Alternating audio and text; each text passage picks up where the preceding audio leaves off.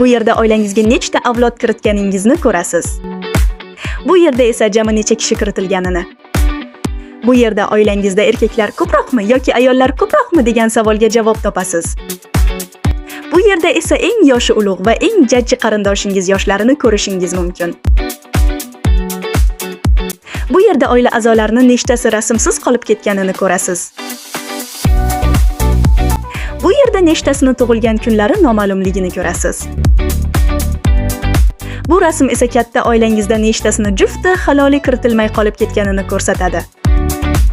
Barcha yaqinlarimizning tug'ilgan kunlar ro'yxatini ko'rish uchun bu yerga o'tamiz.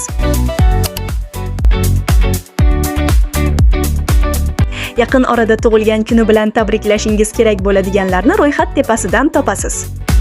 Tug'ilgan kunini nishonlab bo'lganlarni esa pastki qismidan topasiz.